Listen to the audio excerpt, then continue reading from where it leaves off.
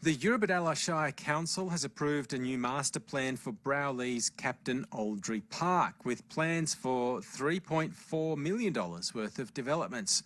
It includes improvements to existing netball facilities, including a couple of new courts and the construction of a cover. There's lots more detail as well. And here to tell us more about it is the Eurobodalla Mayor, Councillor Liz Innes. Councillor Innes, good morning. Good morning, Simon. How are you?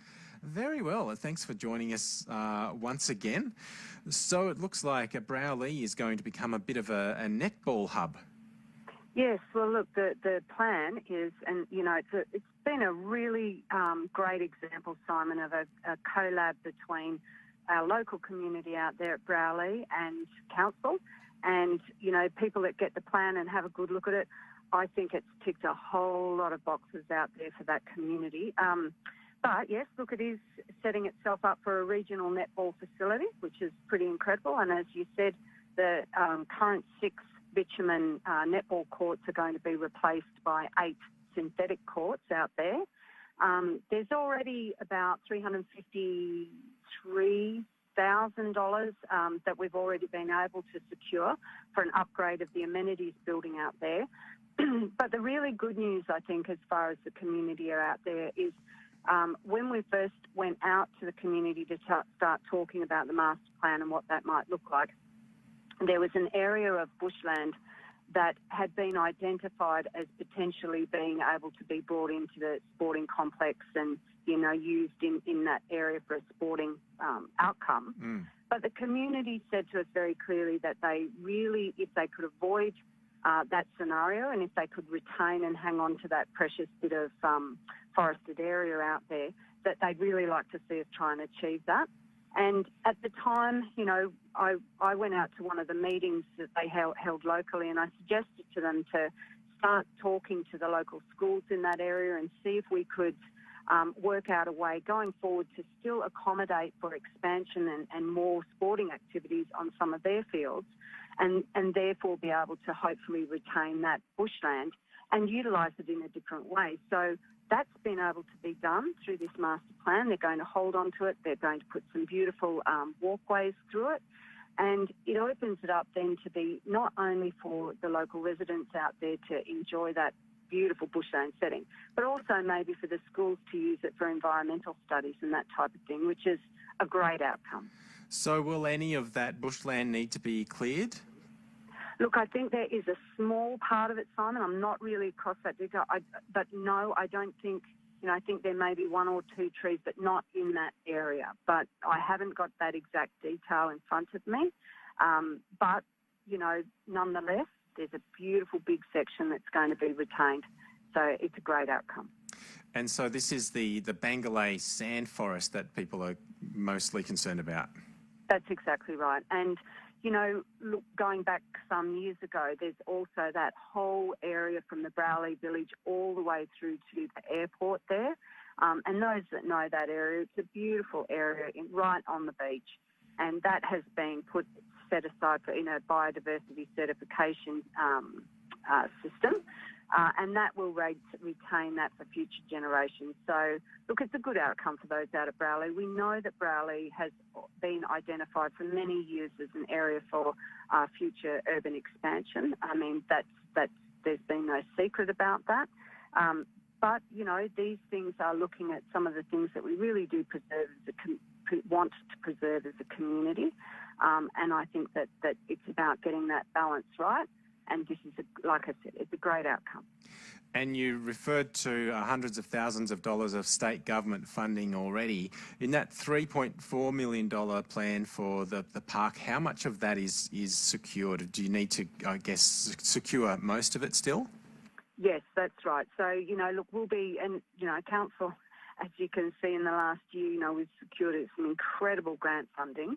And that's what we're particularly focused on at Council, is making sure that when we do have these master plans, that the next step, of course, is making sure that we do put in good grant funding applications.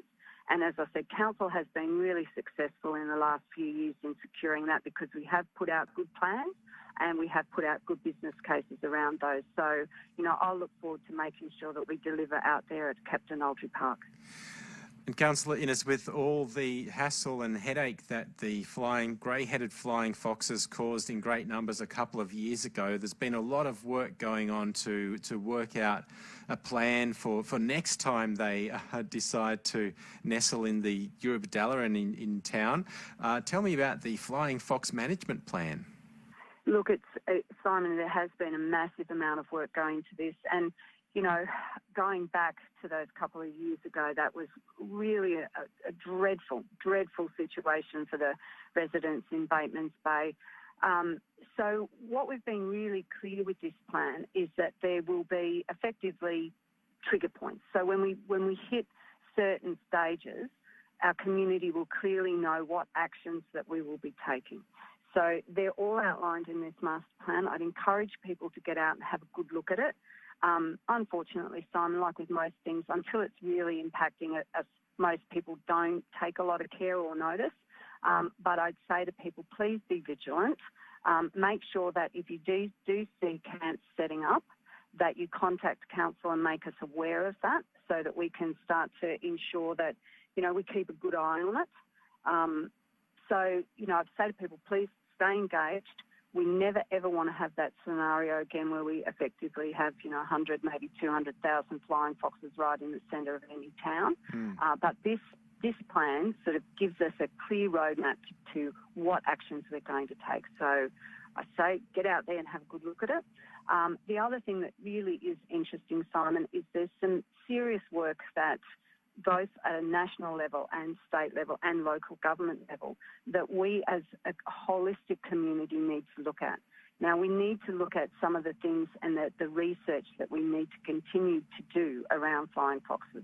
And one of those things that we really need to be clear on looking at is why are they coming into urban areas? Now, there is talk, okay, it might be habitat destruction, it might be, it might be a whole range of different issues.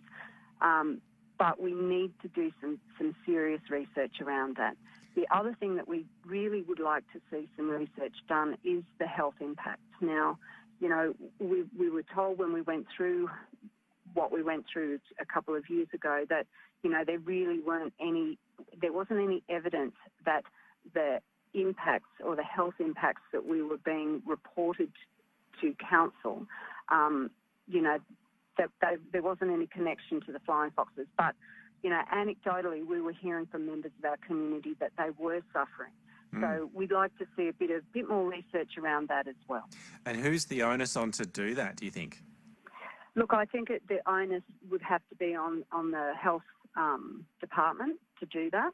And it is important. It is important that we really take our community's concerns very seriously on this matter. So some of the things that were being reported to us were respiratory issues, issues around mental health issues, issues around, obviously there's the obvious one if you come into contact with flying foxes and the impacts that might happen. There's also the impacts of, our horses with the Hendra virus and those types of things. So, look, I think there's a whole lot more research to be done in that space. And I think, as I said, when they're not right in the middle of town, our focus goes off them.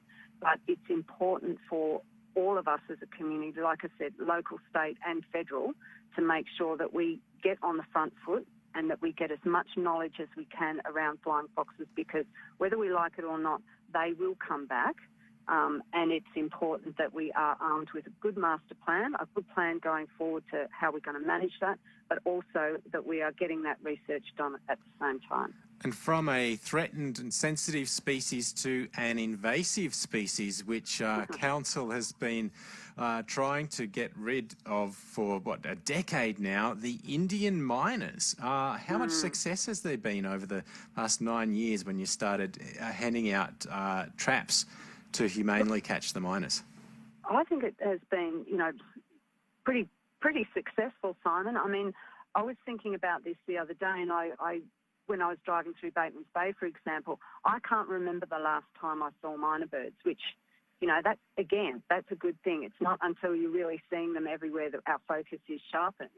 So like I said, when this report came to council, I went, yeah, okay, I haven't seen a lot of them. So, this has been a program that's, again, been a really good community project with council.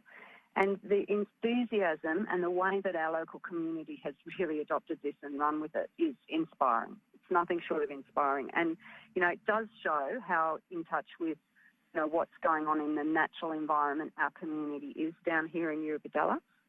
And what we're saying to people is, look, get one of the traps. You just need to contact us at council and we'll provide them.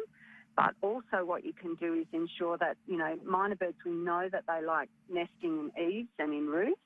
So, people, if they start to see a nest getting built, pull it out, block the access to it off. There's a lot of work that we can do, because they are a very aggressive, aggressive type of animal, and they really do outcompete our native animals for, nesting spaces and tree hollows and those types of things. So it's important that we all try and do our bit. Well, Councillor Innes, this is surely going to be one of the final times we speak to you on ABC South East this year, certainly our last regular spot every third Wednesday. So a chance to reflect on 2018 and I guess a pretty recent highlight with the drought fundraisers. Oh, look, they were just absolutely delightful, Simon, and thank you for helping us get the word out. It really was, aside from, and the latest figure we have is that we raised $44,000 on the night, which is incredible and a fantastic effort by our local community. But more importantly, Simon, really what it was about was making that connection and saying to our fellow farmers out there, we really are thinking of you. We do understand that it is tough. It's really tough, especially out in places like Cobar, which is our sister shire. And as you know, Simon, they are in, I can't remember the classification, there's severe drought. And, they're going to be struggling out there and doing it tough. But for them, and, when I was speaking with Lillian Brady, and wow, what an incredibly inspiring woman that lady is. When I was talking to her, she said, Liz, it's so important for people to know that they are being thought of, that they're not alone and they're not alone in their struggles. So that was just a really incredible thing for our community to be part of.